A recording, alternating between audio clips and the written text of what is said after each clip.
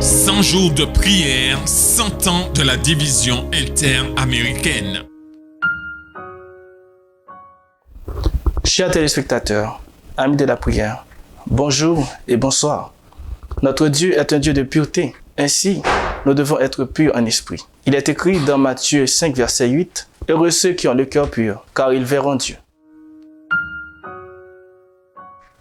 L'œuvre du Christ était de présenter aux hommes le caractère de son royaume, montrant que les noms, les positions et les titres ne sont rien, mais que la pure vertu et un caractère saint sont considérés comme tout aux yeux du ciel. Dans son sermon sur la montagne, les toutes premières phrases qui sont sorties de ses lèvres étaient calculées pour faire tomber ses ambitions dans la poussière. « Heureux les pauvres en esprit, disait-il, car le royaume des cieux est à eux. Heureux les affligés, car ils seront consolés. Heureux les débonnaires, car ils hériteront la terre. Heureux ceux qui ont faim et soif de la justice, car ils seront rassasiés. Heureux les miséricordieux, car ils obtiendront miséricorde. Heureux ceux qui ont le cœur pur, car ils verront Dieu. Heureux ceux qui procurent la paix, car ils seront appelés fils de Dieu. Heureux ceux qui sont persécutés pour la justice, car le royaume des cieux est à eux. » Le Saint-Esprit dévoile l'intelligence et au cœur les vérités relatives à Dieu et à celui qui l'a envoyé. Le Créateur apparaît sous un jour nouveau à ceux dont le cœur est pur. Leur Rédempteur leur devient plus cher.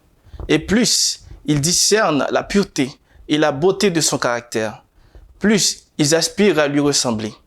Ils voient en Dieu un Père qui voudrait serrer dans ses bras un Fils repentant, et leurs cœurs se remplissent d'une joie ineffable et glorieuse.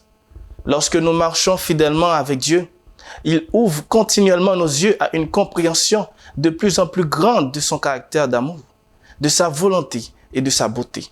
Lorsque nous réalisons sa sainteté et sa pureté parfaite, nos impuretés apparaissent au grand jour et nous sommes invités à recevoir la purification que lui seul peut donner. De ce côté-ci du ciel, nous voyons avec l'œil de la foi, mais un jour prochain, nous le verrons face à face parce que nous sommes purs de cœur. Ce sera un jour glorieux. En attendant, pourquoi ne pas lui demander de purifier nos cœurs de toute impureté et souillure? Pourquoi ne pas rechercher activement une vision et une compréhension toujours plus claires de notre Dieu et de sa volonté? Priez pour avoir un cœur pur, libéré du péché et purifié de toute impureté. Priez pour les membres de l'Église vivant à Tobago. Priez pour qu'il y ait une croissance de l'Église, un engagement accru envers Dieu et le service, ainsi que la ponctualité et la régularité dans la fréquentation de l'Église. Priez pour que les membres de l'Église dans le monde entier mettent de côté leurs différences et se rapprochent de la communion chrétienne en implorant pour la pluie de l'arrière-saison. Priez pour la mise en œuvre de la réglementation concernant les personnes handicapées dans nos églises et nos écoles. Prions le Seigneur. Notre Dieu, notre Père, aide-nous, Seigneur, à vivre dans la pureté. Donne-nous un cœur pur. Habite en nous, Seigneur, par ton Saint-Esprit et aide-nous à te refléter à travers notre vie. Aide les téléspectateurs à cultiver, Seigneur, cette pureté en tant que chrétiens. Reste avec nous. Nous comptons sur toi. Au nom de Jésus, nous t'en prions.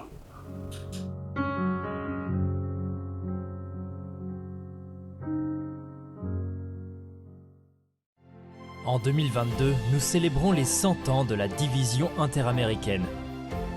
Nous voulons fêter ça ensemble avec les programmes spéciaux que nous avons pour vous, en direct des médias sociaux de votre union. Rejoignez-nous. Sabbat 8 janvier, service de consécration. Vendredi 15 avril, service de culte familial. Mercredi 11 mai, service de réflexion.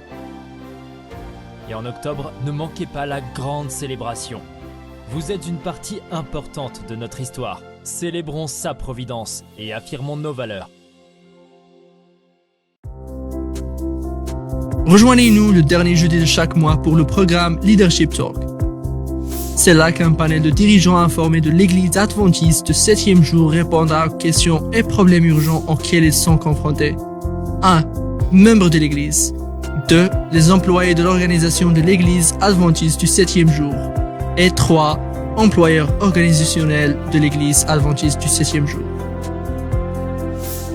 Nous répondrons à vos questions sur questions relatives aux membres de l'Église, questions de politique organisationnelle, questions relatives à l'emploi, questions générales de l'organisation et autres questions pertinentes.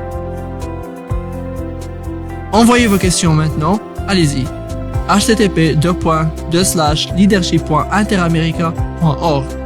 Rappelez-vous, http://leadership.interamerica.org. Leadership Talk est un programme de l'Église adventiste du 7e jour de la division interaméricaine.